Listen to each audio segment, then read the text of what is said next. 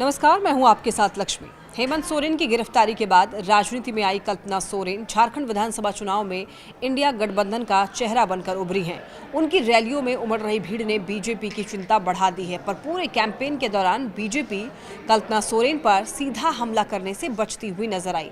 जानकार ये बताते हैं कि सीएम हेमंत सोरेन जेल जाने की स्थिति में कल्पना सोरेन को ही अपना उत्तराधिकारी बनाना चाहते थे।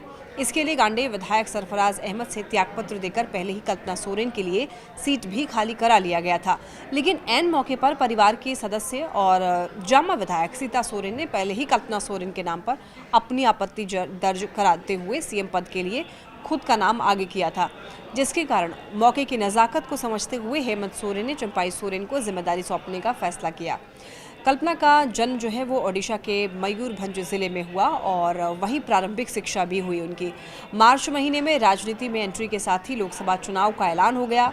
लोकसभा चुनाव में कल्पना सोरेन जेल में बंद हेमंत सोरेन की गैर मौजूदगी में इंडिया गठबंधन की सबसे बड़ी स्टार प्रचारक बनी और इस चुनाव में इंडिया गठबंधन को 5 सीटें मिली, जबकि वर्ष 2019 में इंडिया गठबंधन सिर्फ 2 सीटें ही जीत पाई थी।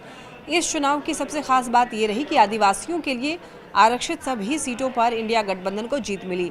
वहीं कल्पना सोरेन खुद भी गांडे विधानसभा उपचुनाव में जीत हासिल करने में सफल रहीं। लोकसभा चुनाव के बाद झारखंड में विधानसभा चुनाव प्रचार के दौरान भी कल्पना सोरेन के हर चुनावी सभा में जबरदस्त भीड़ उमड़ती रही। इस भीड़ में युवाओं और महिलाओं की भागीदारी देखी गई।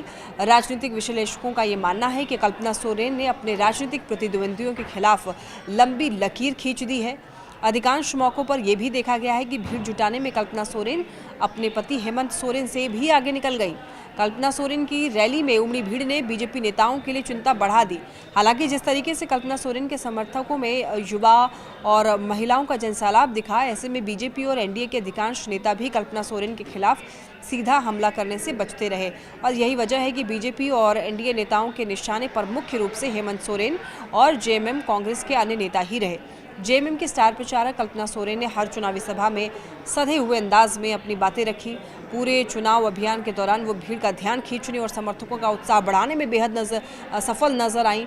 उन्होंने रोजाना 4 से 7 चुनावी सभाएं की, जिसमें सिर्फ जेएमएम के लिए ही नहीं, कांग्रेस, आरजेडी और भाकपा माले के प्रत्याशियों के लिए भी उन्होंने कई जगहों पर कैंपेन किया। चुनाव प्रचार के लिए जेएमएम की ओर से कल्पना सोरेन के लिए अलग से ही हेलीकॉप्टर की व्यवस्था की गई थी। हालांकि कई मौके पर जेएमएम की ओर से आरोप लगाया गया कि कल्पना सोरेन के हेलीकॉप्टर को उड़ान भरने की अनुमति देर से दी जाती रही, तो कल्पना सोरेन ने मोबाइल फोन के जरिए सभा को संबोधित किया और इस तरह की सभा में भी कल्पना सोरेन को सुनने के लिए लोगों की भीड़ जुटती रही। विधानसभा चुनाव प्रचार के दौरान कल्पना सोरेन की लोकप्रियता सोशल मीडिया पर काफी बढ़ गई। कई टीवी चैनल्स, यूट्यूब चैनल और अन्य सोशल मीडिया के माध्यम से उनकी चुनावी सभाओं को लाइव प्रसारण भी लोग देखने लगे और जेएमएम के साथ साथ इंडिया गठबंधन के उम्मीदवारों को कल्पना सोरेन की सभाओं से काफी उम्मीद है। उम्मीद करती हूँ ये वीडियो आपको पसंद आई होगी। अगर वीडियो पसंद आई है तो इसे शेयर जरूर करिए।